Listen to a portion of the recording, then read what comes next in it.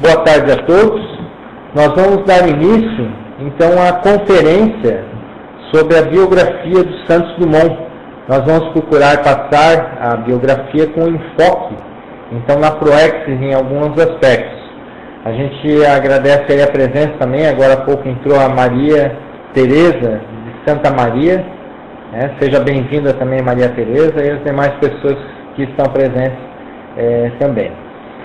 Primeiro, eu gostaria de passar só algum recado rápido da forma de interação com essa sala de conferência.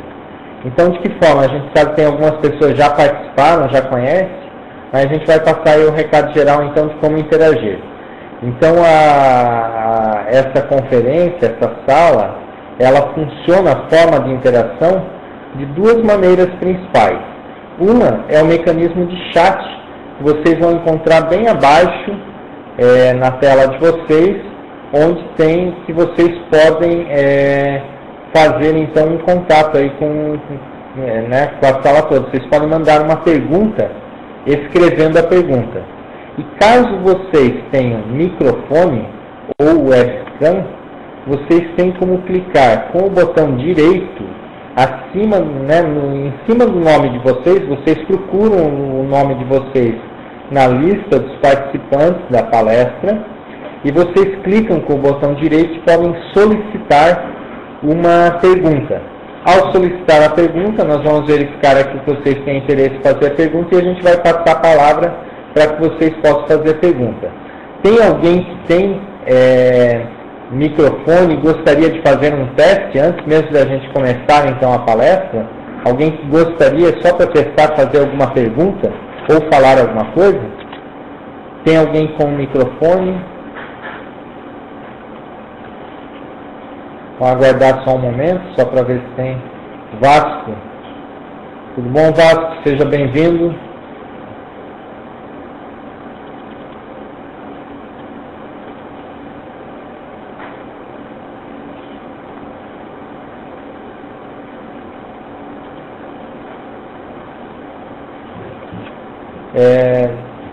Bom, então a gente vai dar início, então, à conferência. Tá? Só um minutinho.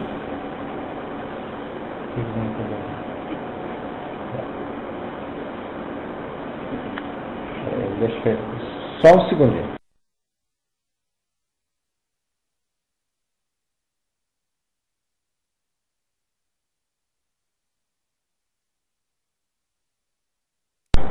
Bom, então nós vamos apresentar a biografia de Alberto Santos Dumont. Alberto Santos Dumont nasceu em 1873 e dessomou em 1932. Ele ressomou em uma fazenda em Cabangu, a fazenda de Cabangu, em Minas Gerais. E um ponto interessante na vida do Santos Dumont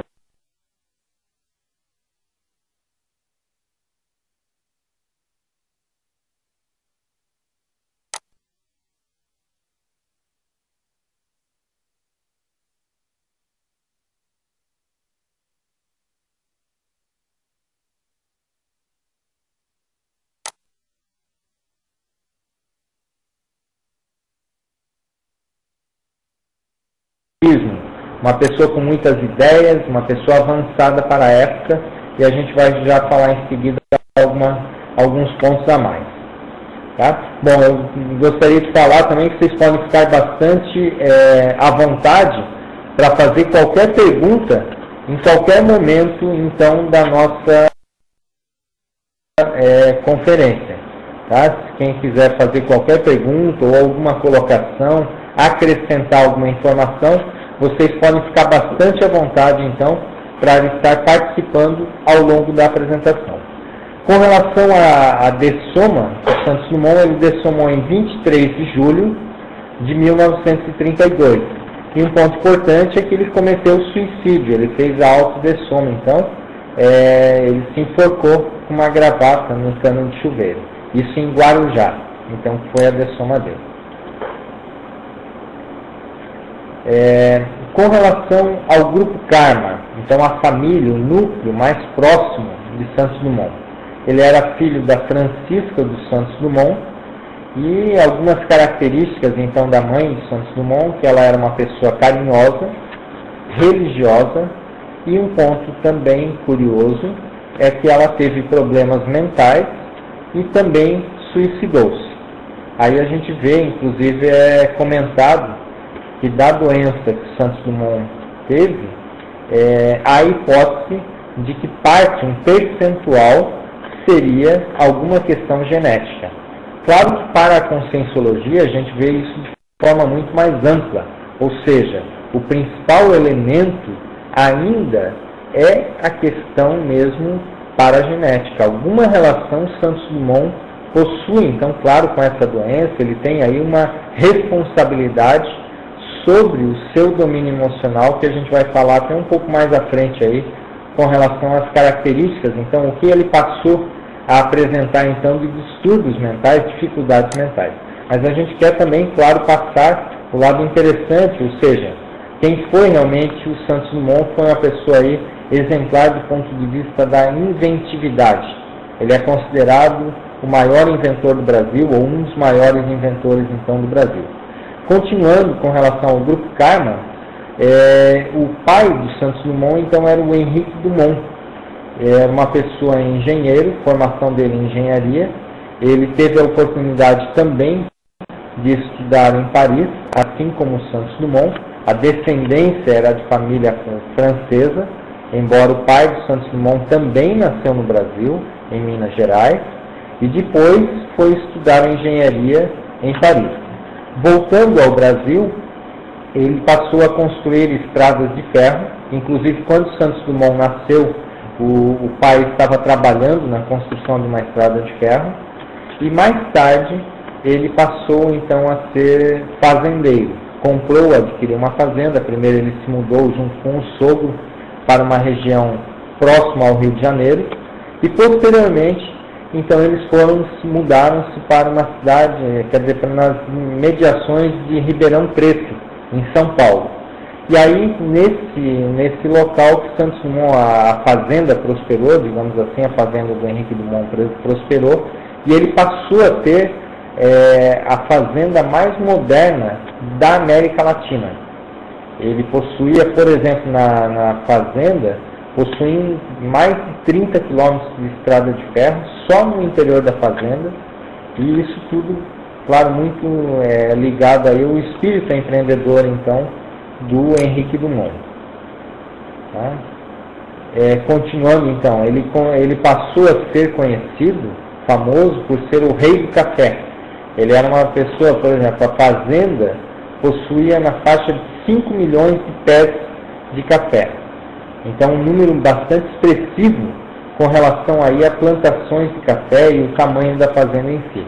Ele era uma das pessoas mais ricas do Brasil, o Henrique Dumont, nessa época, então, da fazenda do café. Um ponto interessante que a gente destaca é que ele foi uma pessoa que justamente colaborou com a qualificação da exportação do café do Brasil. Então, antes aí dessa época do Henrique Dumont, o Brasil era pouco conhecido no cenário internacional como exportador de café.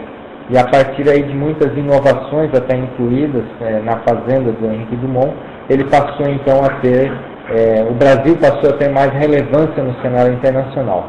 Também um outro ponto interessante sobre o pai ainda do Santos Dumont é que ele foi incentivador do trabalho livre na fazenda, ou seja, ele contratou italianos principalmente para trabalhar na fazenda antes mesmo da abolição da escravatura no Brasil. Então ele foi uma das pessoas pioneiras nessa área também.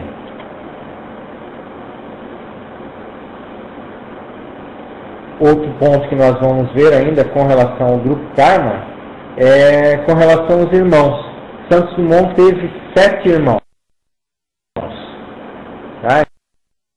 Então, o Holopensene, um ponto interessante da família, é que todos os descendentes de Henrique Dumont, homens que fizeram faculdade, todos fizeram engenharia. Isso até o ano que a gente tem registrado aí, de 1954. Mas é uma família, então, bastante extensa. todos os demais descendentes, todos foram para essa área de engenharia. Tá?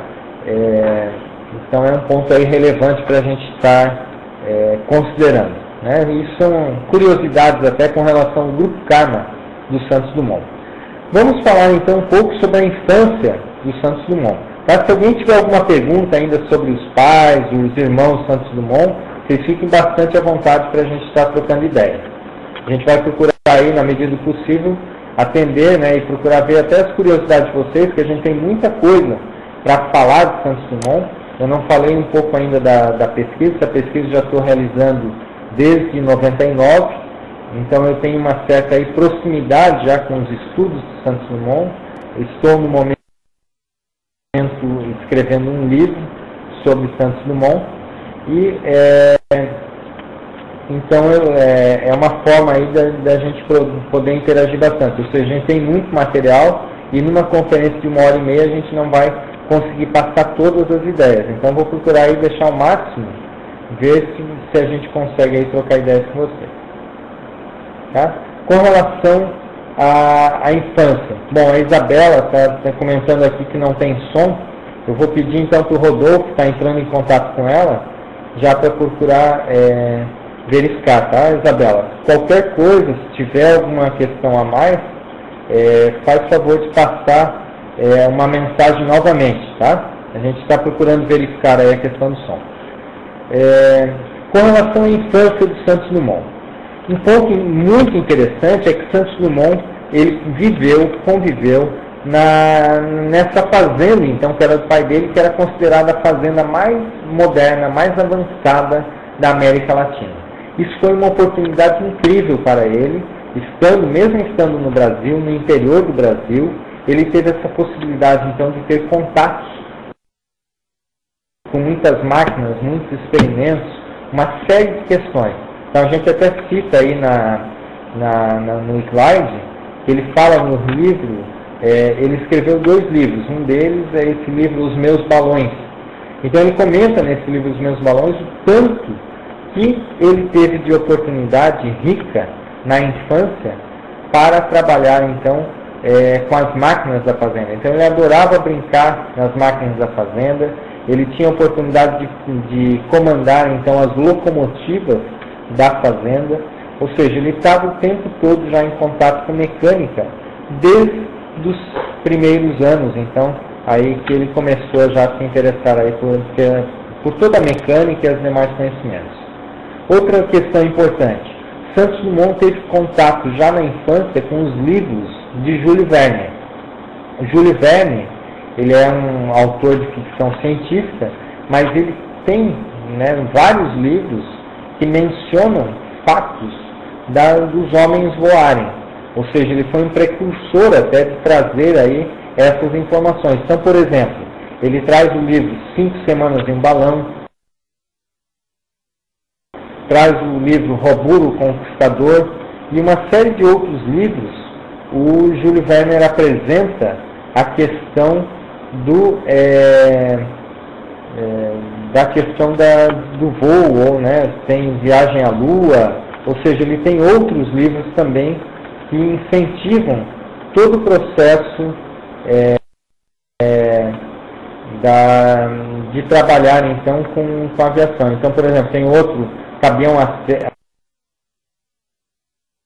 Feras, da Terra à Lua, tá? A Carta a Vapor.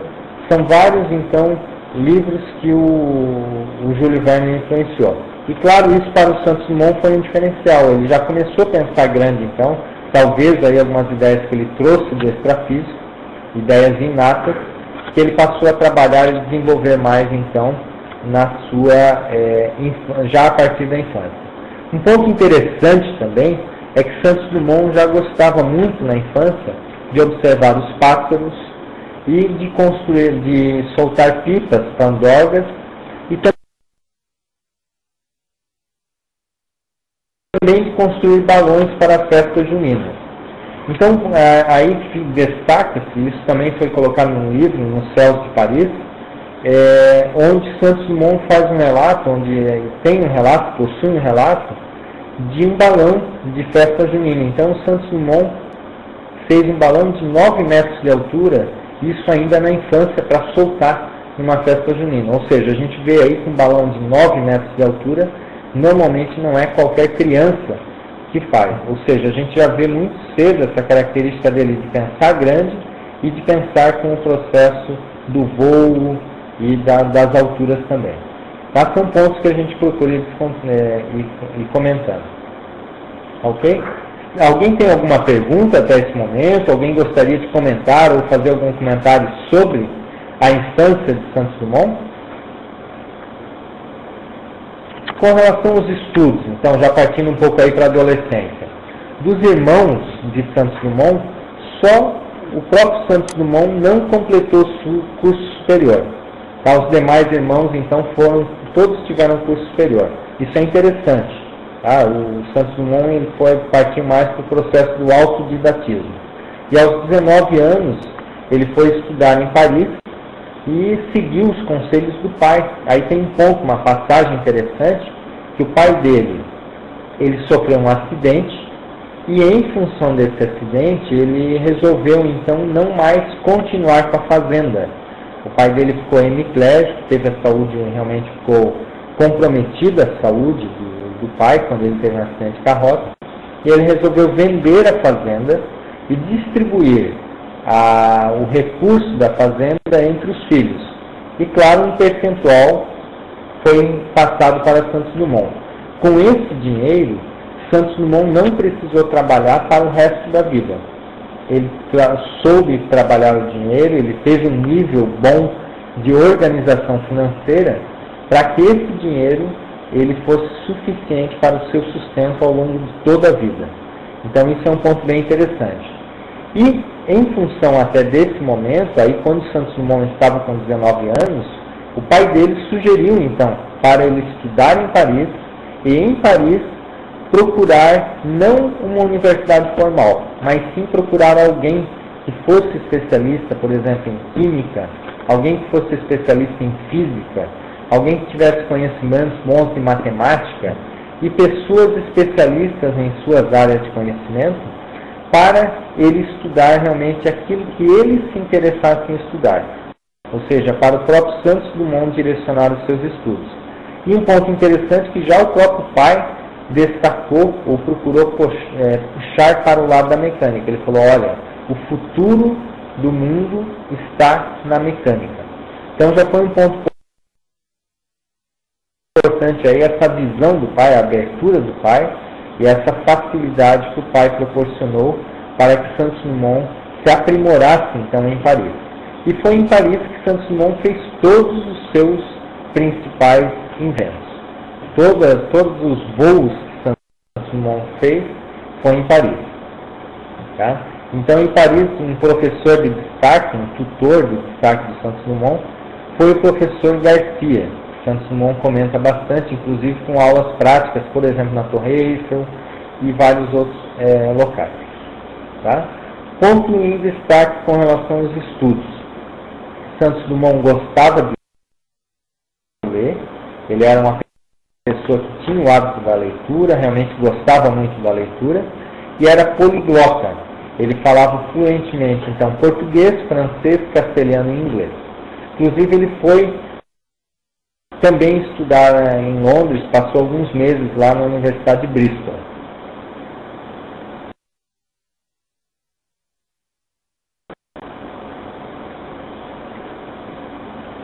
Com a produtividade de Santos Dumont. Santos Dumont, quando foi para Paris, ele já sabia, já conhecia a questão de voo de balão. Ele tinha visto um voo de balão já em São Paulo, numa exposição, achando que aquilo seria uma coisa super normal, assim, vai chegar em Paris é tudo moderno, é tudo avançado, coisa mais natural do mundo. Só que não era bem isso. O balonismo era uma coisa ainda difícil, mesmo em Paris era uma coisa precária e muito caro para pagar para fazer um voo de balão. Então ele se decepcionou com relação a isso e partiu aí, nesse caso, a paixão dele começou a ser na área de motociclos, motocicletas e também de automóvel. Então ele achou muito interessante a questão do motor, a explosão. Aqui no Brasil não existia ainda. Então Santos Dumont foi a pessoa até que trouxe o primeiro automóvel para o Brasil. Ele trouxe um Peugeot para o Brasil. Tá? Então esse é um dado importante aí. Tá? A gente está vendo que tem novas pessoas entrando na sala, a gente agradece aí a presença de todos e deixar bem claro, fiquem bastante à vontade, pergunta, interagir então ao longo da palestra. Tá? Pouco para voar de balão. Ele só foi voar, né, ele foi cedo então para Paris, mas foi em 98 que ele teve seu primeiro voo de balão. E nesse voo de balão, a partir desse voo de balão, ele já teve a ideia de projetar o seu próprio primeiro balão. E foi um projeto já bastante inovador, um ponto interessante, vocês veem uma foto aí, mais à direita, desse balão que ele chamou de Balão Brasil. Esse balão, ele era 5 vezes menor do que os balões existentes. Isso demonstra bem claro a característica de Santos Dumont com relação à praticidade. Praticamente tudo que Santos Dumont fazia em termos de invenções era muito prático, muito fácil de usar, muito acessível. E nesse caso dos balões, é um ponto muito importante pelo seguinte: antes, claro, ainda hoje, né, mas antes era muito precário o voo de balão pelo seguinte fato: quando saía num voo de balão, as pessoas iam conforme o vento levava. E não sabia, para pousar, os mecanismos ainda não eram tão simples.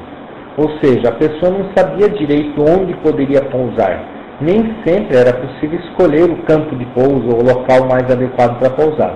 Então acontecia muitas vezes de um balão grande, enorme, pousar no meio do mato, cair em um lugar que não tinha acesso nenhum. Isso era um dificultador muito grande para os voos de balão. Por isso que era difícil, então tão difícil voar em balão. Porque não havia assim uma praticidade muito grande. Os balões eram grandes e o problema todo era, quando caía, era transportar, trazer de novo o balão para a cidade então de origem. Então, por exemplo, se Santos Dumont saiu de balão para Paris e caísse no meio de uma fazenda onde não tivesse estrada, onde fosse difícil chegar de carroça, por exemplo, seria muito difícil trazer esse balão de novo para Paris. Então isso dava um trabalho muito grande. Esse balão que Santos Dumont produziu já foi o seu primeiro projeto já foi muito ousado nesse sentido. Ele conseguiu então fazer um balão 5 vezes menor, nível de praticidade muito grande, que possibilitou a ele, por exemplo, fazer voos então de balão. Né? Ele fez aí 30 voos de balão em 3 meses, um tempo muito grande. Tá? Então isso é um ponto interessante. Só um segundinho. Tá. Então Santos Dumont fez esse voo de balão. Tá? Com relação então, o que mais aí que Santos Dumont trabalhou? Então Santos Dumont, aí a gente vai passar uma foto aí para vocês, daqui a pouco vocês já vão estar vendo essa foto que está passando, a gente já está carregando. Então a gente mostra aí que Santos Dumont ele conseguiu muita agilidade com esse processo de balão. É importante que ele foi adquirindo experiência. Ele fez muitos voos e conseguiu então ter muito conhecimento de navegação aérea, pelo fato de ele ter muita experiência. Então o fato de ele conseguir um balão prático fez com que ele tivesse aí vários voos e tivesse essa possibilidade de voar melhor. Tá? Então esse é um ponto interessante. Não está vendo aí, só tem uma foto aqui. Agora já chegou a foto aí para vocês. Tá? A gente está só com dificuldade aí para passar a foto. Então agora já está vendo aí a foto. Essa é só um exemplo, né? Uma foto, um balão maior. Esse aqui não era ainda o Balão Brasil, mas vocês veem aí o tamanho da cestinha, o tamanho da barquinha e a dificuldade, às vezes, dependendo de onde caía esse balão, para levar esse balão de volta, né? Teria que carregar todo aí o balão novamente. Então o balão que o Santos Dumont fez era mais simples. Tá ok? A gente vai passar aí, em seguida, uma outra foto, a gente está carregando também, do dirigível. Mas eu já vou explicando um pouco o processo do dirigível. Dirigível, então, o Santos Dumont, então, ele fez, após esse Balão Brasil, Santos Dumont passou a trabalhar, então, com a dirigibilidade. A dirigibilidade já tiveram precursores antes, só que não havia ainda tecnologia suficiente. Então, por exemplo, teve uma pessoa que era muito espetacular, muito genial até, nesse processo de navegação aérea, que era o Giffard, também francês. Esse aviador, né, não era bem esse balonista francês, ele teve em 1852, ou seja, bastante antes até de Santos Dumont, ele conseguiu elaborar um projeto de dirigível e teve inclusive até algum sucesso com isso. Ele fez já aquele dirigível no formato charuto e tudo, e ele foi o grande precursor então da dirigibilidade. Isso foi um ponto muito interessante. Só que, qual é o problema? Na época não tinha ainda motor leve. O motor que Giffard utilizou foi um motor a vapor, ou seja, isso muito pesado e dificultava muito então esse processo da dirigibilidade. Aí Santos Dumont conseguiu então adaptar. Ele utilizou o motor a explosão, que é o motor que a gente usa hoje nos automóveis, por exemplo, e com esse motor a explosão ele conseguiu então um motor mais leve, com uma melhor tecnologia, ele conseguiu ter êxito então na dirigibilidade aérea. Ponto interessante é que assim, a dirigibilidade foi um grande feito em termos de mudança de paradigma. Santos Dumont até destaca isso no livro, ele coloca nos livros Os Meus Balões, ele dedica um capítulo inteiro praticamente a essa questão aí da mudança de paradigma, que as pessoas não estavam acostumadas na época a pensar na possibilidade de algum equipamento aéreo servir de meio de transporte. Então isso para as pessoas como um todo, para a população mundial, foi uma grande surpresa. Conseguir então se locomover, comandar o voo nos ares. As pessoas não, mesmo tendo balões, tudo, mas as pessoas não pensavam nessa possibilidade. Então isso quebrou, foi um grande avanço em termos de paradigma. Ponto interessante também é que o dirigível, ele era cheio com hidrogênio, e é um gás altamente explosível, e isso fazia com que o risco fosse muito grande. O motor de explosão lançava faísca, tudo. E Santos Dumont então colocou o escapamento para baixo, que não possibilitou então a faísca não sair nos ares, né, não ir para o balão. Então isso ele teve isso nesse sentido.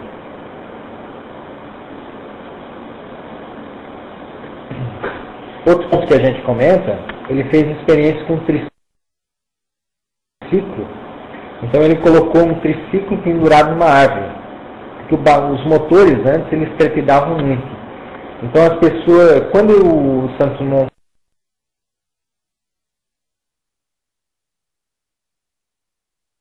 colocou um triciclo na árvore, ele viu, por incrível, esse motor, quando suspenso, trepidava quase nada. O motor ficava bastante estável, bastante tranquilo. Então isso possibilidade aérea. Aí a gente vê várias questões de Santos Dumont, o tanto que ele era experimentador. Ele fazia uma série de experiências diferentes, usava vários recursos experimentais. Outro ponto interessante, a gente vai carregar aí já mais umas figuras, daqui a pouco a gente já passa aí para vocês, mas aí tem todo o fato de ser precursor então da dirigibilidade. Então, por exemplo, ele fazia os dirigíveis em forma daquele dirigível de charuto, que é aquele dirigível mais comprido, e isso fazia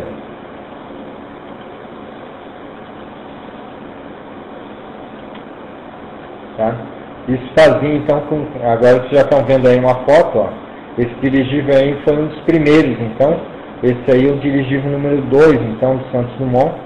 Vocês veem aí algo bastante ainda primitivo, claro, para aquela época, e aí era uma estrutura muito frágil, ou seja, às vezes se batia muito vento de lado, o dirigível dobrava ao meio, se perdia um pouco de ar, então causava uma pressão diferente, o invólucro, né, ele se retorcia, ou seja, causava uma série de problemas.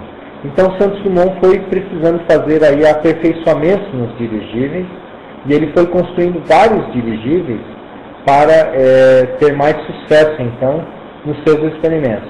Então ele sempre ia numerando os dirigíveis. Ele tem o dirigível número 1, número 2, número 3, número 4, 5, 6, 7, 9, 10, e aí foi até o dirigível número 14. Tá? Então a gente vê aí alguns dirigíveis. Daqui a pouco já vou passar uma imagem do outro dirigível. Então interessante assim, que Santos Dumont ele teve várias quedas, ele caiu muito de balão. Então, por exemplo, ele sofria várias quedas, aí a gente vê ele numa árvore aí e tal. Então esses são vários problemas que aconteceram com Santos Dumont. Tá? Ou seja, quem era pioneiro na área de aviação, na área aeroespacial, era muito difícil, então, era tudo muito difícil e tudo muito perigoso. Então a gente vê já algumas características aí de Santos Dumont, uma, a coragem, mas outra muito séria para o estudo da conscienciologia era a riscomania. Então Santos Dumont era uma pessoa riscomaníaca. E aí a gente vê uma relação, a própria psicologia estuda hoje já, uma relação muito forte do risco maníaco com o suicida. Ou seja, existe aí uma proximidade, até mesmo cerebral, nessas duas atitudes, nessas duas posturas. Então a gente vê aí nesse caso o Santos Dumont com essas características. Tá? Então, mais ainda sobre o dirigível, pontos interessantes, tá? É que sempre nesses vários dirigíveis, Santos Dumont produzia inovações. Tá? Então, Santos Dumont aí, ele, por exemplo, no número 2, ele fez um balonete no interior do invólucro, tá? Para evitar que o dirigível se dobrasse ao meio. Depois foi fazendo uma série de outras inovações ainda. Deixa eu passar mais algumas aqui. Só estou localizando aqui mais alguns pontos para a gente já falar. Por exemplo, ele conseguiu fazer um motor de 2 cilindros, motor a explosão. Tudo isso são informações que o Santos Dumont ia realizando. Tá? Que mais? Ele construiu o próprio balonete interno, ele construiu depois em outros balões uma quilha para dar mais estabilidade, o piloto poderia ficar sentado.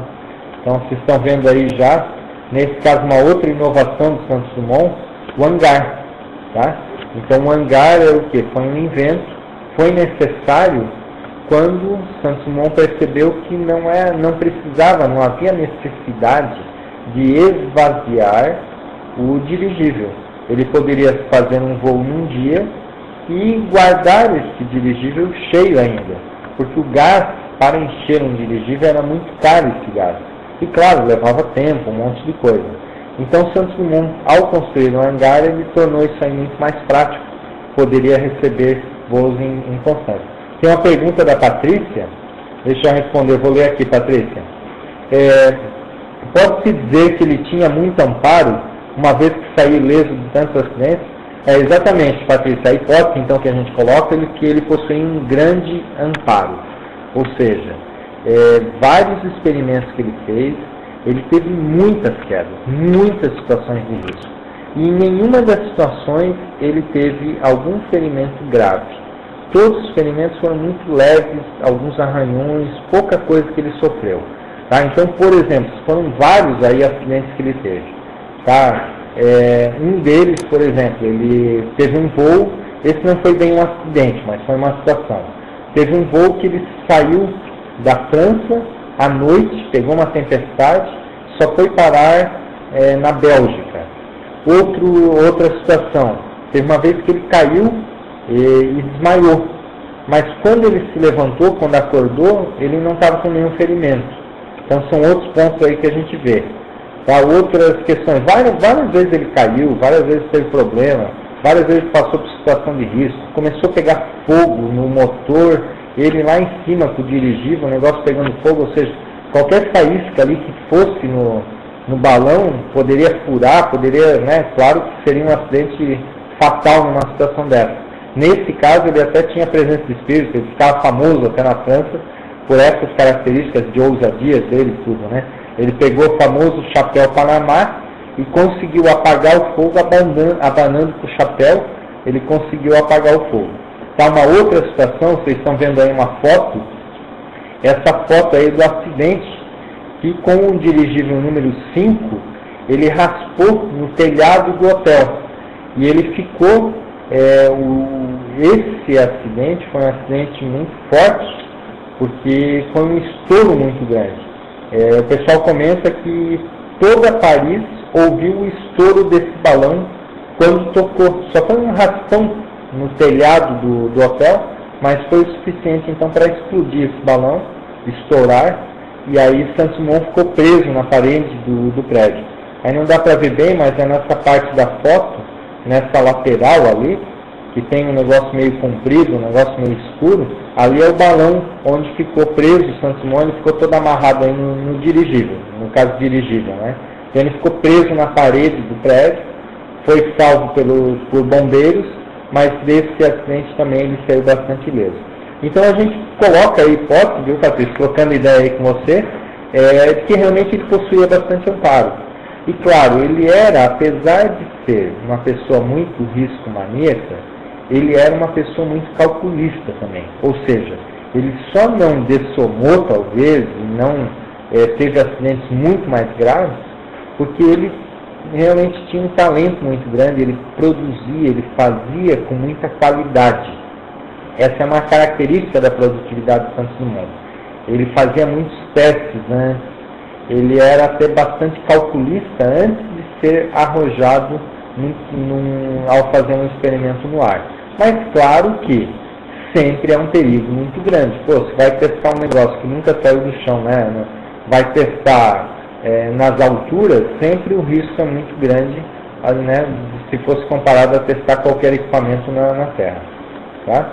A Silvana, poderia ser chamada riscomania produtiva? Olha, Silvana, é uma questão aí bem difícil. A gente pode dizer, talvez, melhorar aí a questão, no sentido, adaptar um pouco. Talvez melhorar não, mas vamos adaptar um pouco. A ousadia dele, a coragem dele, isso nós colocamos como produtivo. A riscomania não. Por quê?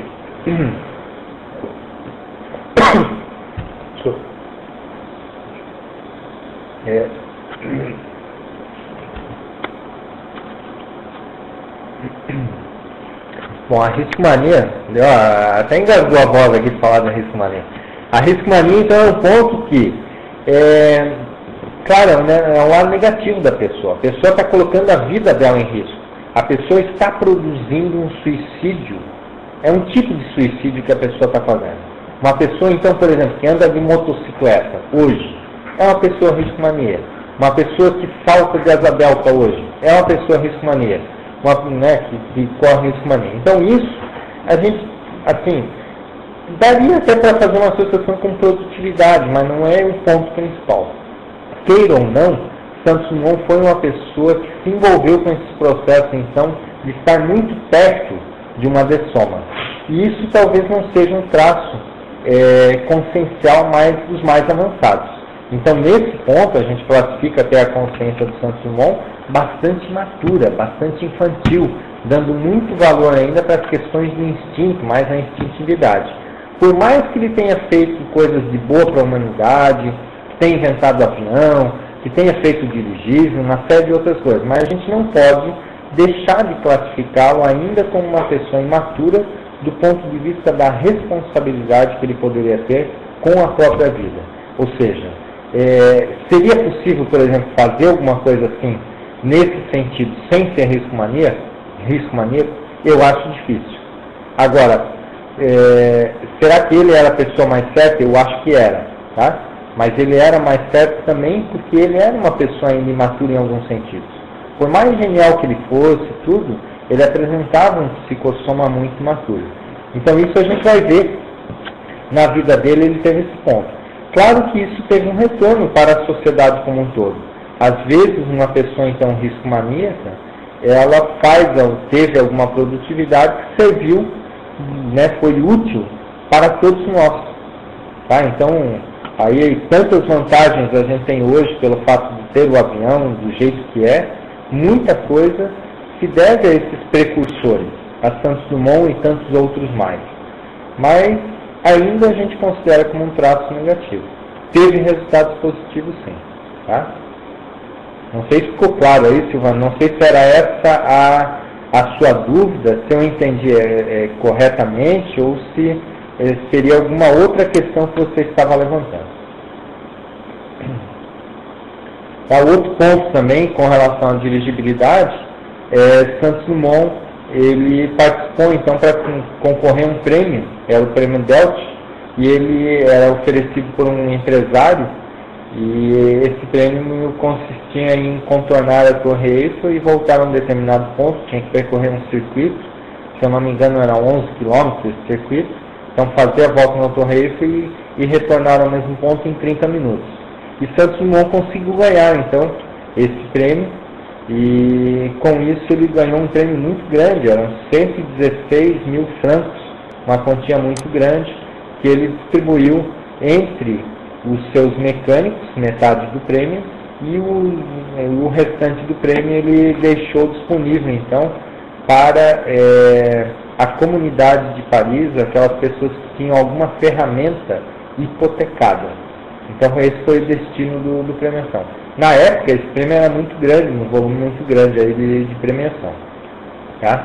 Aqui a gente vê uma foto interessante, ó, gostaria de passar para vocês, compartilhar no caso aí essa foto, que ele passa, Santos Dumont ele era uma figura, era um ídolo em Paris, era uma pessoa muito admirada por todos em Paris. E claro, uma das coisas que chamava muita atenção era, por exemplo, esses feitos aí que ele fazia. Ó.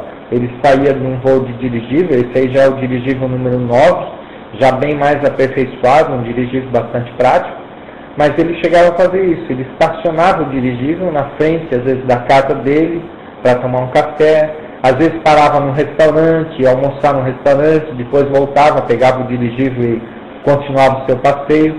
Então, com esse dirigível número 9, Santos Dumont fez passeios praticamente diários. Né? Ele era um dirigível muito prático e praticamente todos os dias Santos Dumont estava voando com seu dirigível sobre os céus de Paris. Então ele ficou muito famoso. Santos Dumont era uma pessoa então super popular. Por exemplo, todo dia ficava na frente onde ele ia, sempre tinha repórter. Em qualquer local que Santos Dumont estivesse, teria algum repórter ali por perto, fazendo alguma matéria, alguma reportagem. Tá, e mais uma foto, mais uma vez. Então a gente vê, claro, é óbvio, né, todo mundo ali de carroça, eventualmente um de bicicleta, mas a hora que alguém chega com um dirigível, parece que aquilo chama atenção no meio da população. E assim era Santos Dumont. Ele era muito popular, então, em Paris. Tá? A gente vai ver aí, isso pode ter uma relação forte também com o processo dele de doença depois. É o que é chamado a síndrome do ostracismo. Ou seja, o ídolo, que às vezes não estava tão preparado para perder um pouco essa posição da idolatria. Então ele alcançou um determinado patamar e não soube, depois, quando diminuiu sua popularidade, lidar bem com isso aí. A gente vai passar mais uma foto aí, um dirigível já mais maior, aperfeiçoado. A gente está vendo aí o exemplo da quilha que ele fez embaixo do dirigível, e aí o hangar também ao fundo, né, a invenção do Santos Dumont. Um ponto interessante, vocês podem, nessa foto fica bem fácil aí para observar, Santos Dumont também foi inventor da porta de correr, essa porta com rodinhas para correr lateralmente, ele que inventou no hangar. Antes as portas abriam, né, aquelas portas de abrir só para frente. E essa porta corrediça funcionou muito bem. Então, portas enormes que precisavam fazer para os hangares, mas ele conseguiu um sucesso muito grande, então, com essas portas. Que mais que a gente... uma outra foto mostra Santos Dumont dentro da casa dele. Fato curioso é essa mesa aí, ó. Por incrível que pareça, Santos Dumont se dizia uma pessoa com medo de altura. E ele fez essa mesa com 2 metros de altura, onde tinha que subir até quase numa escada para chegar na altura da mesa para tomar um café, alguma coisa, bater o papo com alguém, ele fez essa mesa para ir se acostumando mais com a altura. Então vocês vejam aí o tamanho da perna da cadeira, onde tinha que subir para tomar o seu cafezinho. Esses são pontos, são curiosidades, são praticidades, são coisas aí. Claro, tem o lado da genialidade, tudo, mas são fatores diferenciais aí do Santos Dumont. Aí mais uma vez Santos Dumont numa barquinha do dirigível, a gente vê aí uma das primeiras hélices, algo bem primitivo ainda, e depois mais tarde que Santos Dumont foi aperfeiçoar essa questão da hélice. Aí já no avião, depois vocês vão ver que a hélice que Santos Dumont conseguiu fazer é praticamente igual às hélices utilizadas hoje em dia. Tá aí mais uma foto, ele dentro do seu escritório, na sua casa também. E aqui a gente já vê mais uma inovação então do Santos Dumont. Santos Dumont aí está testando o 14 bis. Vocês veem aí já o primeiro avião.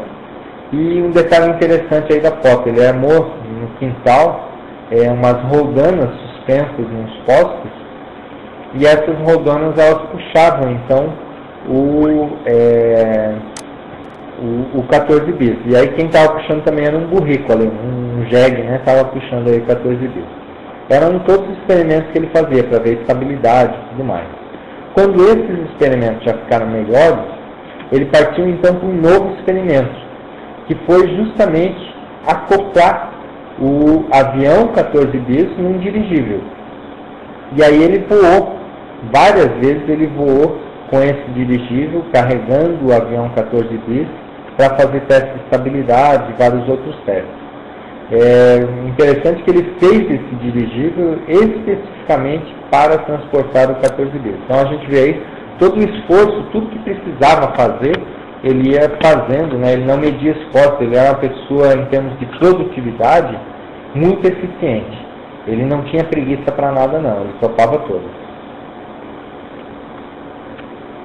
Aí mais uma foto, ele transportando então o 14 bis para o dia do teste. A gente vê aí o carro dele, ele colocou uma extensão, tipo de um reboque. E um ponto interessante, que eu acho que poucas pessoas sabem, mas o 14 bis ele era um avião que já era desmontável, ou seja, ele tinha três partes na verdade. Então era possível adaptá-lo aí o 14 bis para transportar. Isso ele fez já o avião de forma muito prática já também.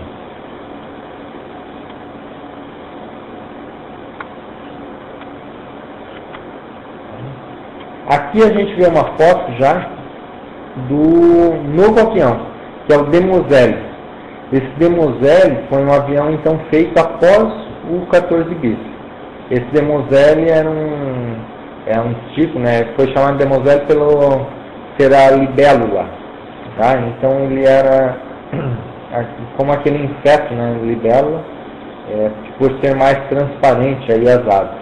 E um ponto interessante é que esse projeto desse avião, ele é muito próximo ao que é hoje os ultraleves. Ele é muito idêntico aí, todo o processo, todo o funcionamento e todo o processo, todas as funções de voo que a gente vê hoje nos ultraleves, Santos Dumont conseguiu desenvolver nesses projetos aí do Demoiselle. Então ele conseguiu um avião altamente eficiente.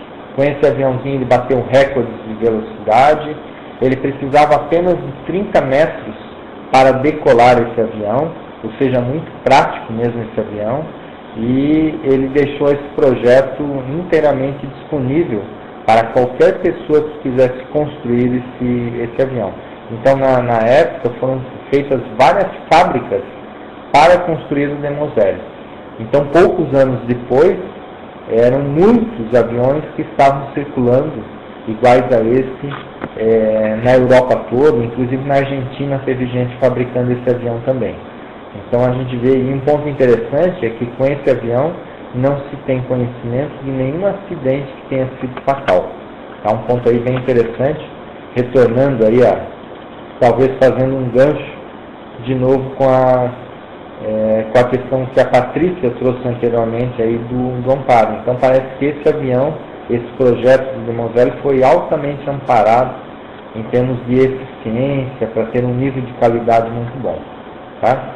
Também ainda quanto ao avião 14 bis, eu não tinha falado, mas ele, claro, ele fez o primeiro voo, então, com 14 bis em 1906.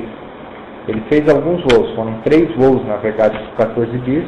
Um voo foi bem simples, ele precisou depois adaptar algumas coisas, e depois fez um voo um pouco maior, com 70 metros, e depois um voo de 220 metros, então onde foi realmente amplamente reconhecido como sendo aí o primeiro voo público de um avião. Tá? Se alguém tiver perguntas, vocês podem ficar aí bastante à vontade também para continuar fazendo as perguntas. Aí, mais uma vez, eu friso bastante essa questão da praticidade. Vejam aí o quanto era prático esse avião também Demoselle. Olha, ele também dobrava o avião, tá? Era um avião que tinha componentes dobráveis, e ele estendeu um pouco a carroceria do seu carro para poder transportar o Demoselle. Então ele era muito prático para levar de um lado para o outro, praticidade que hoje nós ainda não temos com relação aos aviões. Então Santos Dumont conseguiu muita praticidade já com o dirigível e mesmo com o avião, praticidade que ainda hoje nós não temos. Então são características dessa personalidade genial, que a gente vê aí marcante, né? As fotos aí ilustram bem. Outro ponto bastante interessante de Santos Dumont, com sua inventividade, é essa casa. Essa casa ele fez depois que ele retornou para o Brasil. Então deixa eu contar um pouco aí a história de Santos Dumont com relação a esse retorno para o Brasil. Santos Dumont ele ficou doente, isso com 36 anos de idade. Chama a atenção que é bem 36 anos de idade quando a gente fala, né, que é o início da fase executiva.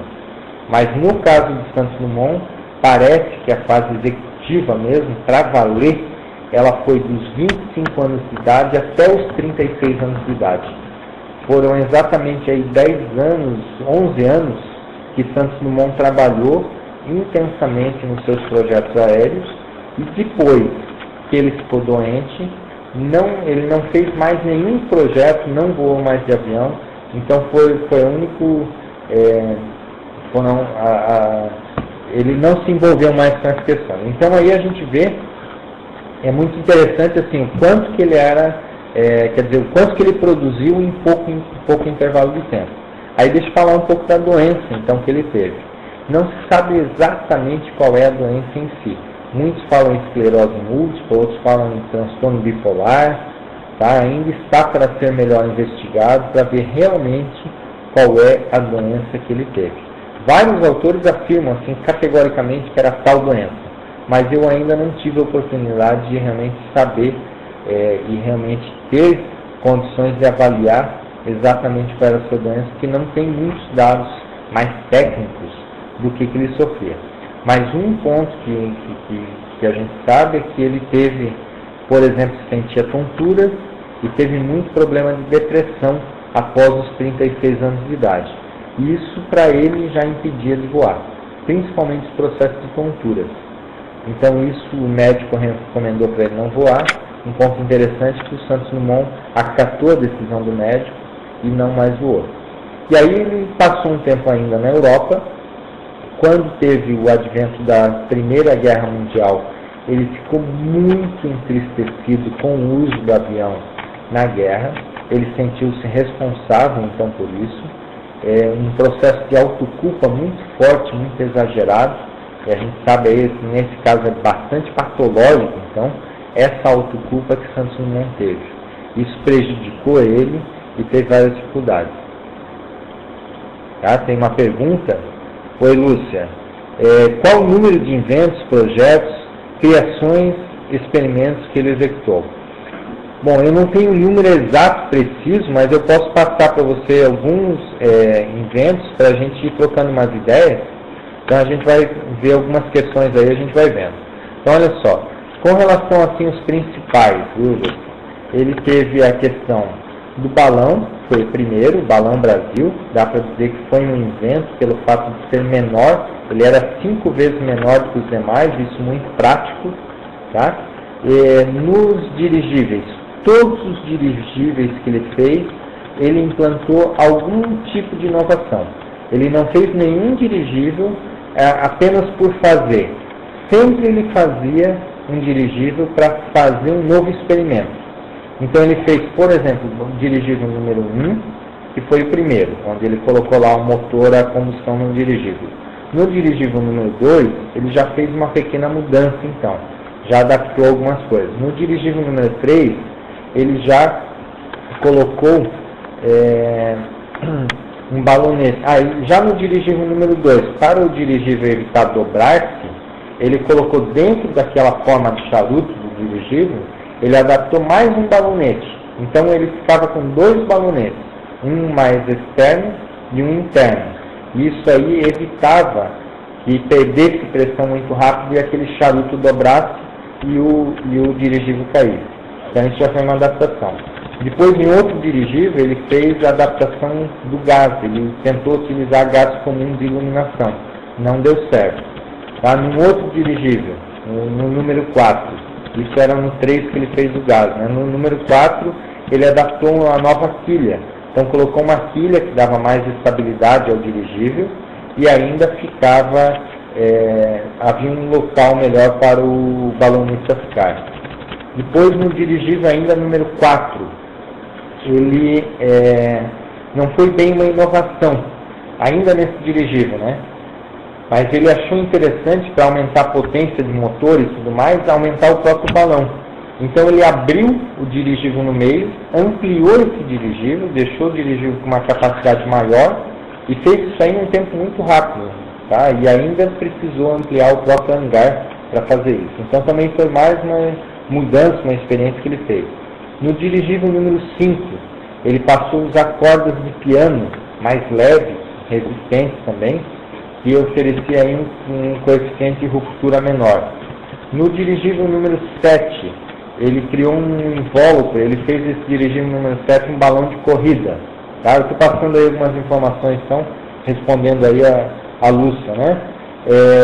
No dirigível número 9, ele era um dirigível mais passeio, era aquele dirigível pequeno, muito prático, é aquele que a gente já passou em fotos anteriores, onde ele estacionava esse dirigível na frente de casa, em frente ao restaurante, e durante todos os dias ele fazia aí essas suas voltas. Tá? Depois, em outro dirigível, ele passou a utilizar lastro líquido. O que era o lastro?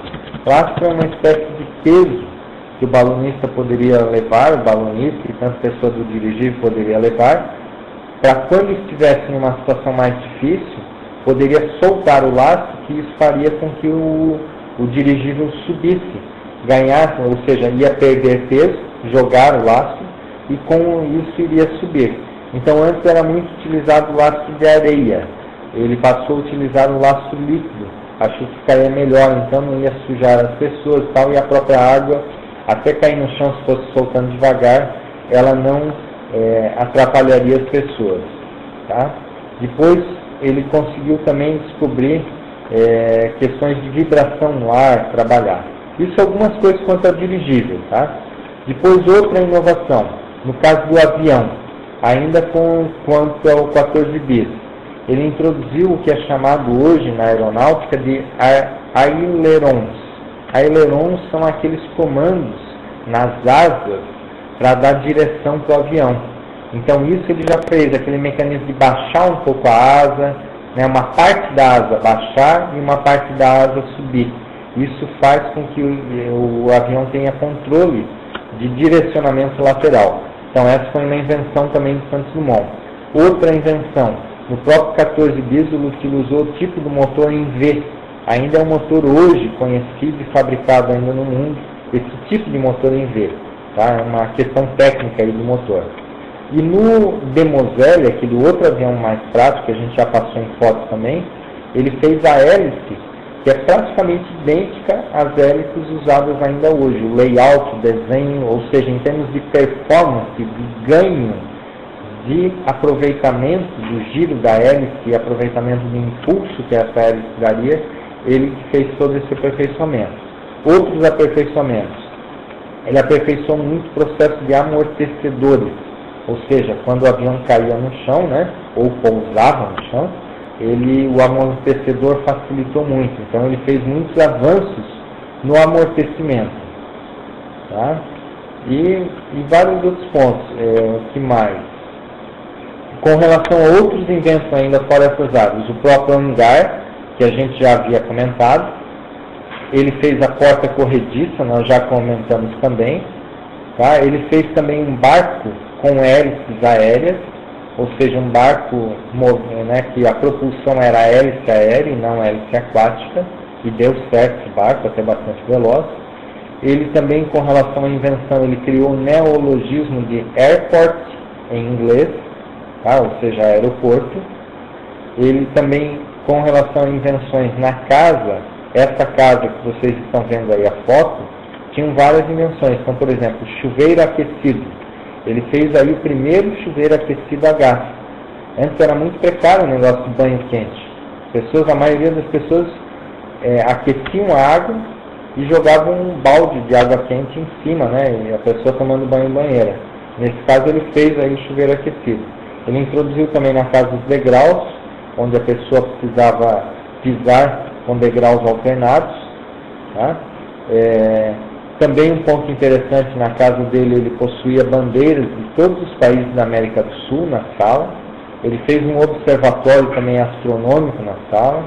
Na sua casa não havia cozinha e também não havia quarto, ele dormia na própria sala. Tá?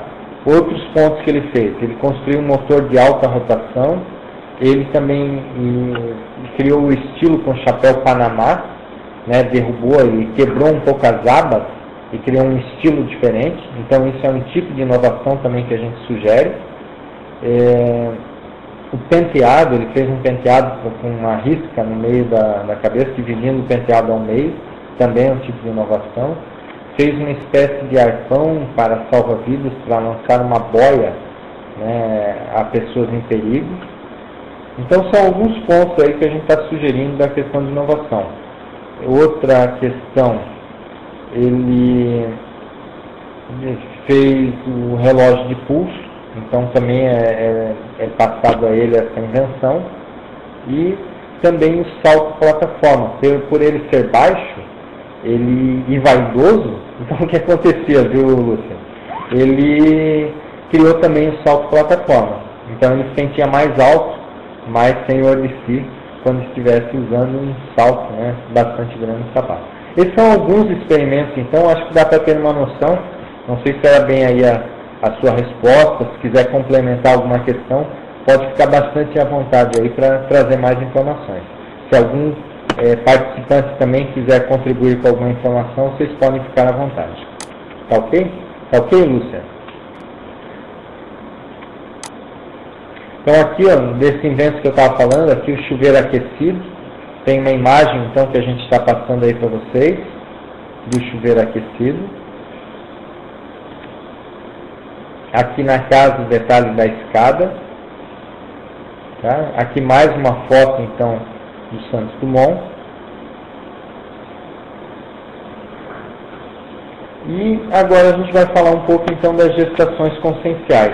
Duas principais: a dirigibilidade dos balões, ou seja, os dirigíveis, e a aviação. Tá? A questão da aviação então, de inventar o avião.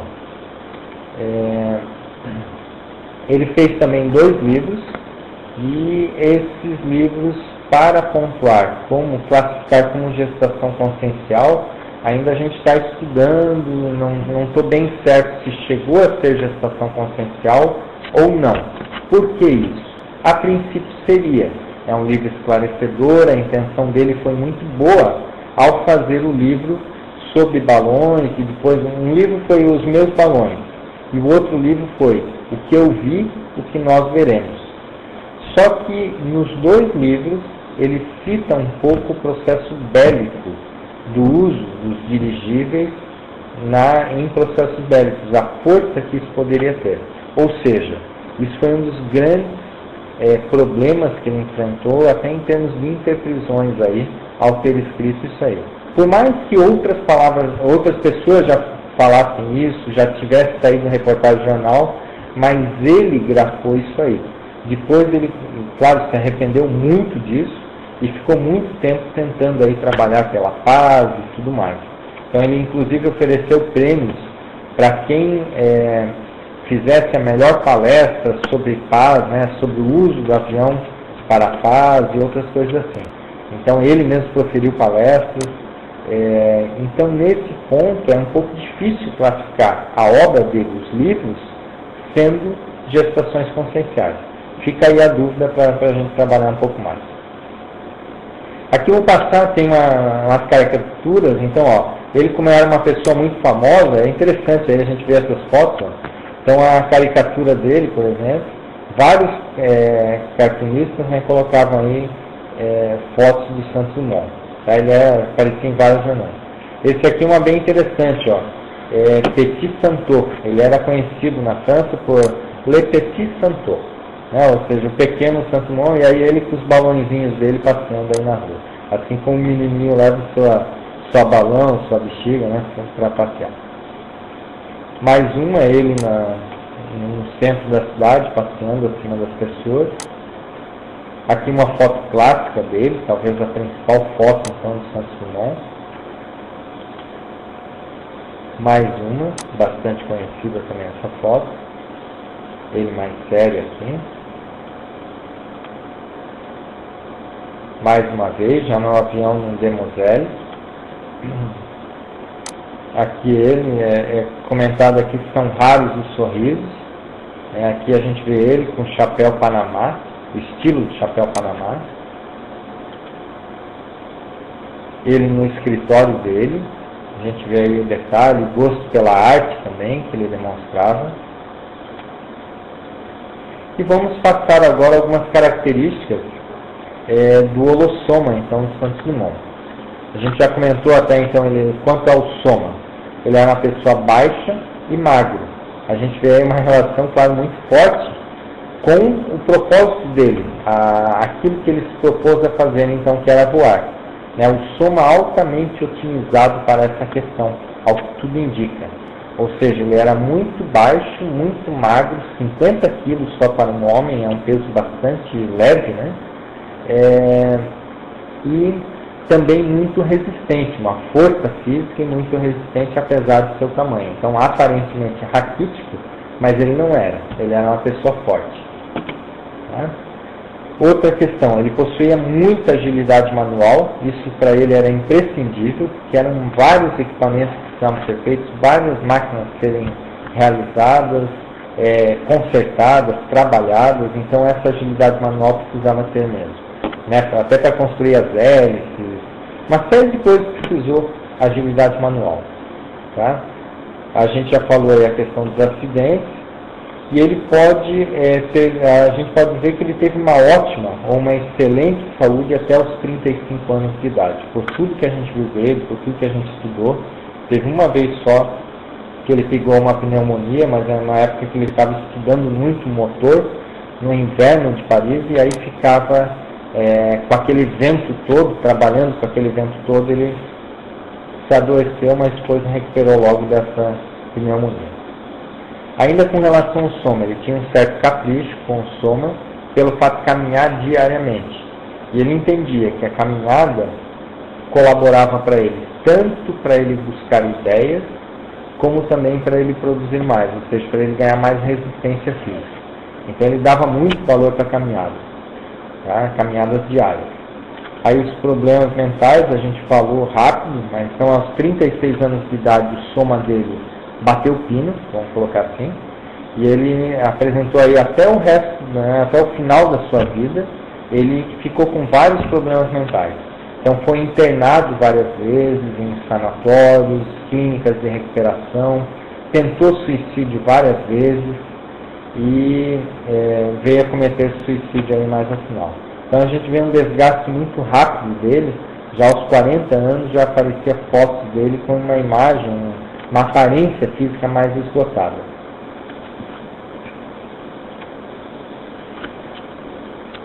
Outros pontos com relação agora ao holochakra. A gente vai dar uma panorâmica aí do holossoma, tá? Então, com relação ao holochakra, a vitalidade dele destacava pelo intenso ritmo de trabalho. Então ele fazia muitas coisas, viajava muito, ou seja, uma pessoa cheia de energia. Quanto ao psicossoma, ele era uma pessoa tímida, teve poucos relacionamentos amorosos, ele não teve namorada, tá? Mas isso não quer dizer que ele não teve relações sexuais. Ao que tudo indica, ele teve várias relações sexuais com diferentes mulheres. Só não teve uma questão de namoro, tá? Ele tinha boas amizades, sensibilidade artística e muitas vezes a gente acha até que emoções que ele tinha mais exacerbadas, até o mental soma dele conseguia segurar. Ainda quanto ao psicossoma, ele era corajoso, risco maníaco a gente já comentou, e teve vários momentos de depressão, então, posteriormente. Tem várias coisas aí que a gente pode estar falando, estou passando só um pouco rápido, para dar um tempo também para a gente discutir algumas coisas aí mais ao final, se vocês tiverem interesse também. Com relação ao mental soma, destaque, muito ativado desde criança. Então, Santos Dumont, desde a infância, já trabalhou muito, ou seja, ele se preparou muito bem, muito rápido para a execução do seu propósito de vida. Então a gente vê, destaca mesmo em Santos Dumont isso aí, o quanto que ele conseguiu aproveitar a fase da infância e da juventude para se preparar para fazer os experimentos. Então a gente vê aí, com 25 anos de idade, ele já teve sucesso para fazer um balão e para já fazer o dirigível. Praticamente aí o seu segundo projeto que ele fez na vida, o primeiro foi o Balão Brasil, foi um grande sucesso, e o segundo já o dirigível, que foi um salto enorme em termos de mudança de paradigma. Então a gente vê aí toda uma genialidade dele aparecendo já aos 25 anos de idade. Então um ponto bem interessante aí, todo esse preparo que ele teve, e claro, isso demonstra a força do próprio mental soma, então, de Santos Dumont, uma capacidade bastante grande em vários aspectos mentais somáticos. Outro ponto interessante, pessoa detalhista, persistente, possuía o hábito até de cosmograma, guardar reportagens, tinha métodos de trabalhos bem interessantes, características bem peculiares, formas de trabalhar. Até posso passar algumas coisas aqui, por exemplo, ele fazia anotações científicas com muitos detalhes. Então sempre registrava, por exemplo, nas ascensões, nos voos que ele fazia, registrava todas as observações, estudava, não deixava nenhum detalhe passar. Então, questão da pressão do ar, altura, local onde via, nuvens, vento, uma série de variáveis, até o som que ele escutava, por exemplo, o som de uma locomotiva à distância, quanto de distância ele conseguia perceber. Foram várias anotações que Santos Dumont foi realizando. Isso marcou bastante. O que mais?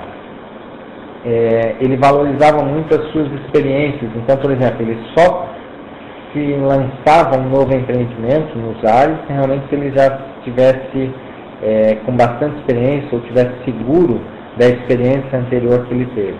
Ele dava valor para a própria experiência, vamos dizer, vários experimentos que ele fazia, como aqueles que a gente até passou em foto, aquele negócio de colocar um burro para puxar o 14 bis, para amarrar o 14 bis num próprio dirigível, né, o dirigível de número 14, puxando o avião 14 bis, por isso o nome até de 14 bis.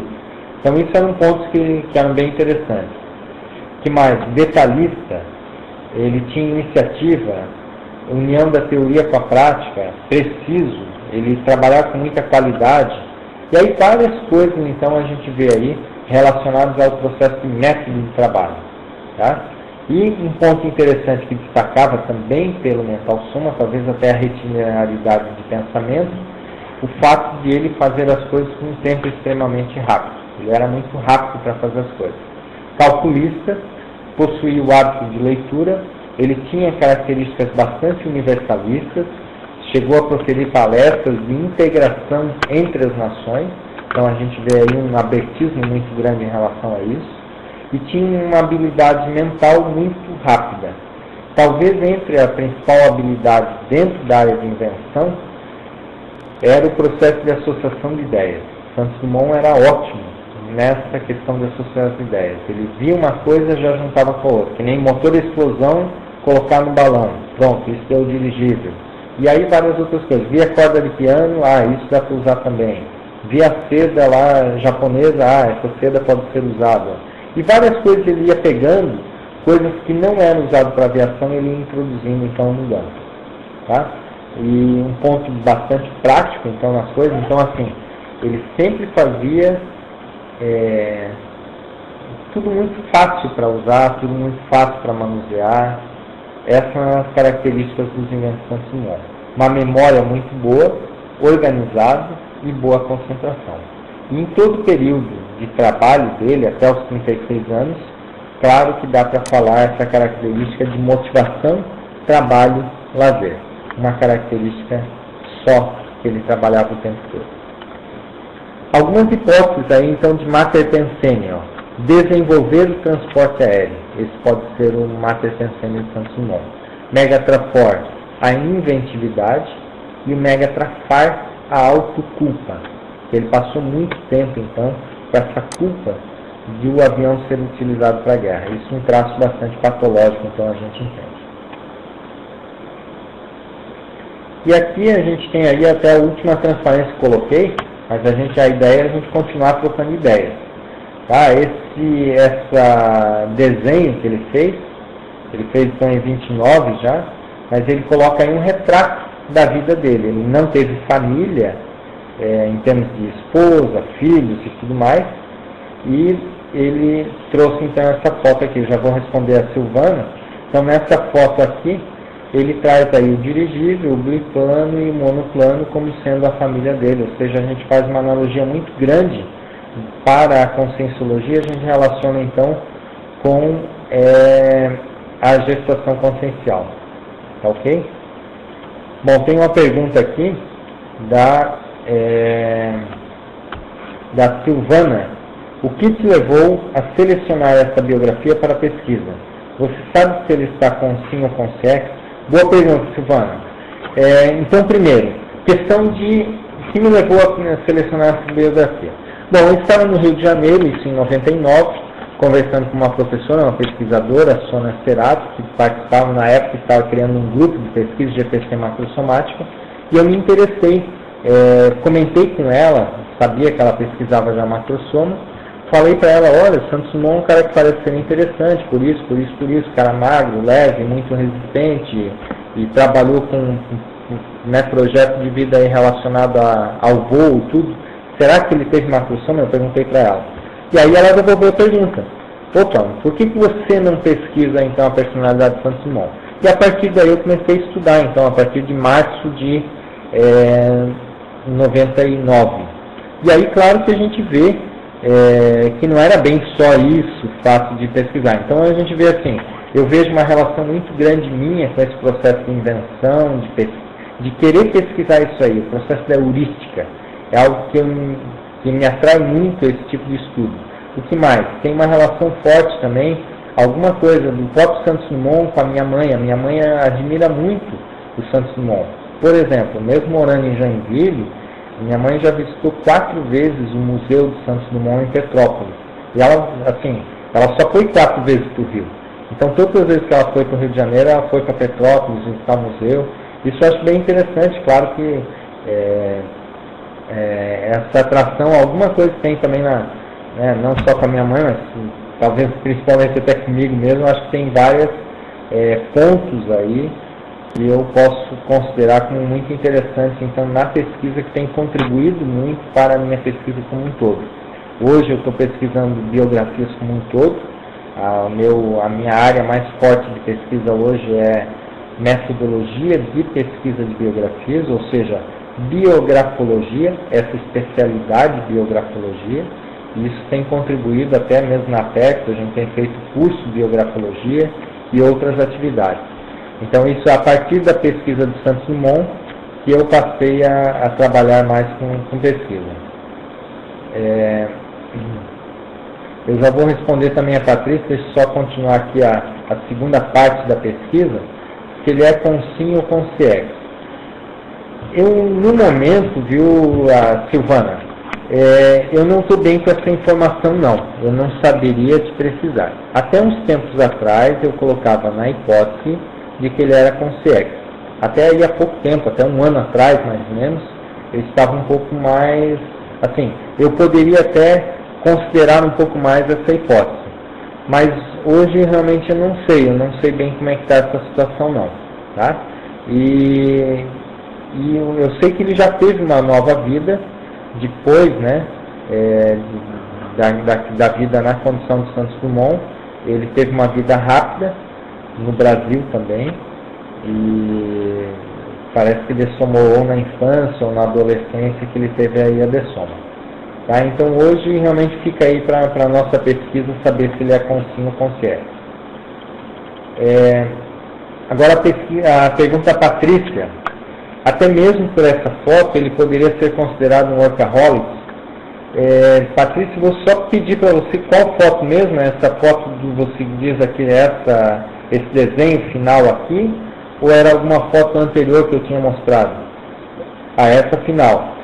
Pela final, talvez só pela foto é mais difícil saber se ele era workaholic ou não, né? Talvez só por essa foto, mas aí a gente já vê, claro, ele trabalhou em várias áreas, então isso são pontos aí que claro, ele teve um nível de produtividade muito grande, e ele tinha então um nível, ele, por exemplo, com relação a ser workaholic, né? Todos os projetos dele, nenhum mecânico viu ele trabalhando em nenhum projeto. Ou seja, durante o dia, enquanto ele estava lá com os mecânicos, ele ficava o dia todo junto com a equipe dele, só trabalhando nos projetos. Projetos, digamos assim, na execução. Então todo mundo fala que ele, durante a noite, que ele ficava estudando, lendo, pesquisando e desenvolvendo seus projetos. Então as plantas, os desenhos, tudo isso aí era à noite que ele fazia. Então a gente vê, claro, um nível bastante grande de atividade. Tá? Só um segundinho. Cliquei. Bom, continuando. Então a gente vê a questão do suicídio, viu, Paulo? Vou passar a responder a questão do suicídio. Foi o seguinte. Bom, o suicídio, ele se suicidou-se em Guarujá, tá? E ele se suicidou já no nível bastante grande de depressão. Ele estava com bastante problema, já havia tentado várias vezes se suicidar, isso quando estava em sanatório, até mesmo na Suíça, na França. Ele teve outros problemas anteriores, e ele se enforcou então num cano de chuveiro num hotel que ele estava morando em Guarujá. Tá? Essa foi a forma então da dessoma dele. E uma das questões que teve relacionada é que naquela tarde, ou naquele dia então que ele cometeu o suicídio, ele viu que estava tendo uma espécie de uma revolução aqui no Brasil, e ele viu então um avião utilizando um tipo de uma metralhadora, e ele viu esse avião de combate então sendo utilizado aqui no Brasil. Isso é dito como que foi, assim, digamos, a gota d'água para ele se suicidar. Mas ele já vinha com vários problemas anteriores, pode-se dizer que o problema dele já era bastante grave em relação a esse processo mais da doença dele que ele possuía e a dificuldade psicossomática de lidar então com essa situação toda. Tá? Não sei se ficou claro aí, se tiver mais dúvida aí a gente pode estar contribuindo também. Tá? Com relação a eventual segunda dessoma, deixa eu só passar, não era bem uma segunda dessoma, era uma segunda ressoma. Quando a gente fala o conceito de segunda dessoma, é quando a pessoa desativa o holochakra e passa então a viver uma vida mais livre da própria dimensão intrafísica. A pessoa passa a ter mais liberdade no extrafísico. Esse é o conceito que a gente chama de segunda dessoma. Então, no caso dele, não foi esse conceito que eu estava falando. Não sei se era essa questão. Talvez, ou se eu falei aqui, me expressei mal então. Mas o que eu estava falando tem a ver com uma nova ressoma. Dentro desses ciclos, então, de dessoma e ressoma, e período extrafísico e período intrafísico, então, aí há a hipótese de que ele realmente já tenha tido uma nova vida intrafísica,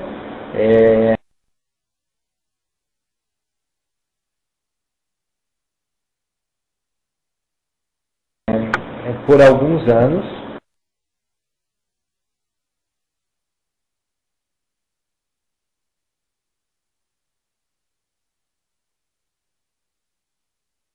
e depois dessomou. Tá? E são alguns pesquisadores aí, parapsíquicos, que chegaram a passar essa informação. Tá ok? Não sei se era essa a dúvida, Paulo. Se quiser aí qualquer coisa que eu complemente, a gente pode estar passando. Sobre essa vida nova, tá ok. Tá? Então, a questão dessa vida era bem isso aí, tá? Eu não tenho tantos detalhes não. A gente precisa pesquisar mais para ver. Eu não peguei bem aqui agora a pergunta. Teve também um redessoma. Ficou digitado, trocado ali. Pode só complementar, Paulo, faz favor? Eu não sei bem, essa última pergunta eu peguei bem, tá? Então, assim, dessa vida a gente precisa pesquisar mais, tá? Mas parece que foi mais uma vida que ele teve aí, uma vida que foi mais para ajustar algumas coisas, até em relação ao próprio suicídio. Uma vida já pro-suicídio, não teve tempo de preparar uma ProEx ou algo assim. Então, hoje a gente vê aí, a gente coloca a hipótese que ele já tenha passado, possivelmente já está aí melhor nessa condição, e esteja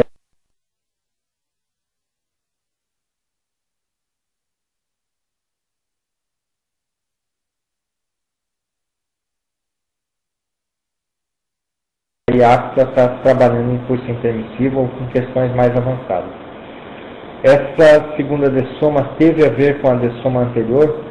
Sim, a dessoma em si eu acho que não, mas a questão do preparo da vida como um todo. A dessoma, essa segunda dessoma, essa não é bem a segunda, essa parece ter sido aí a função do Santos Dumont nessa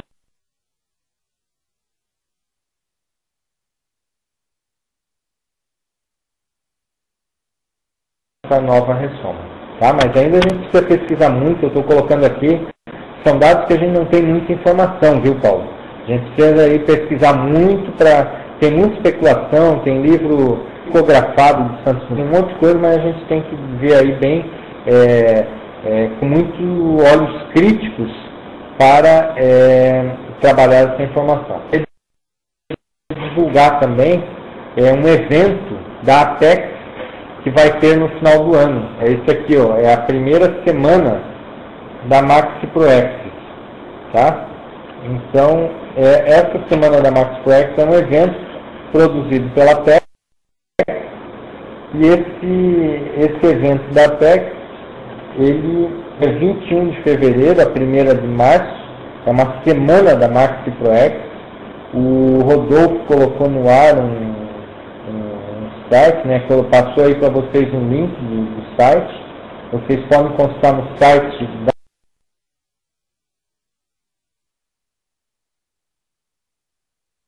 da Apex mais. E quanto a essa semana da Max ProEx, vão ser vários eventos então realizados. Um deles é o balanço existencial, o curso Balanço Existencial, que é um curso que se propõe a pessoa fazer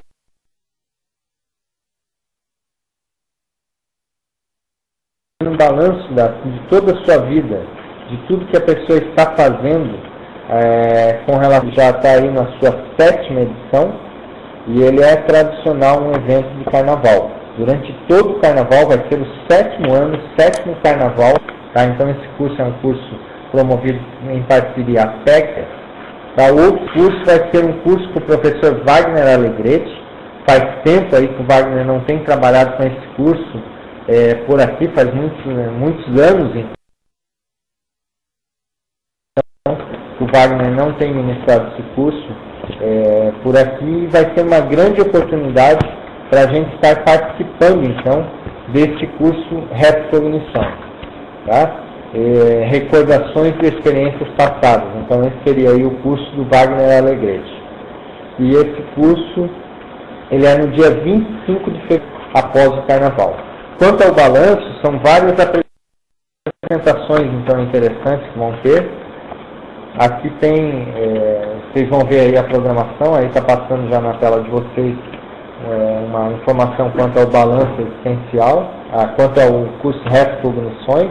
Vai ter também atividade de visita a Cognópolis. Aqui, para quem não teve ainda a oportunidade de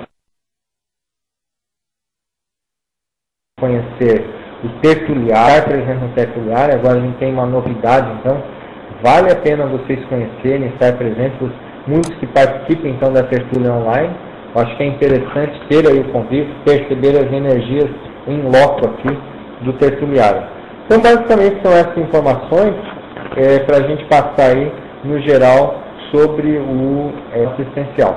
Qualquer informação a mais, vocês podem estar procurando a PEX, entrando em contato aí com a PEX, tem aí as formas de pagamento e outros contatos para realizar. Com o CAEC também, vocês podem estar vendo esses contatos. Também gostaria de passar, quero passar também uma informação da palestra do próxima conferência. Então, a próxima conferência do próximo sábado vai ser com a professora Marta Ramiro sobre o tema reciclagem e ProEx. Tá ok? Então, com todos convidados, próximo sábado, 15h30. A Silvana está agradecendo, né? A PEX Team, o time todo aí, a equipe toda, está morando nos Estados Unidos. Caso vocês da PEX precisem de material de pesquisa, fiquem à vontade para eu pedir e tentar achar obras aqui para vocês. Opa, a gente agradece aí bastante, Silvana. Qualquer coisa, então, a gente entra em contato. Não sei se a gente tem o seu e-mail registrado, se pudesse passar o e-mail para a gente, ou passa aí de modo privado aí para o Rodolfo anotar, tá? A gente já tem aqui então. Então tá já. Muito obrigado então, Silvana. Tá? A gente está à disposição aí, se tiver mais alguma dúvida, alguma questão aí específica do Santos Dumont, que a gente possa contribuir para estar com a conferência. Claro que a gente agradece aí a participação de todos, tá? A gente sabe aí nem todos fizeram as perguntas, né? A gente tem aí a Dilce Harsman, o André de Porto Alegre, a Florença, do German, a Isabelle, a Lúcia, a Maria do Carmo, a Patrícia, o Paulo, Rodolfo. Então a gente agradece a todos aí também pela participação durante a palestra. Tá ok? Valeu, Patrícia.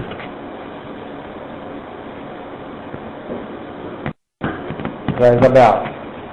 Qualquer dúvida, vocês podem entrar em contato, vou deixar também o meu e-mail aí sobre a questão de Santos Dumont, vocês podem estar me procurando. Estou passando o e-mail aí para quem tiver interesse.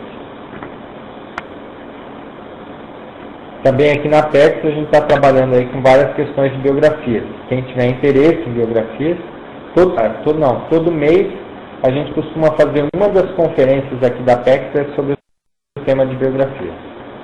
E a gente trabalha também com um núcleo de biografologia aplicada à ProEx, ou seja, um grupo de estudos voltados para o aprofundamento do estudo dos benefícios dos estudos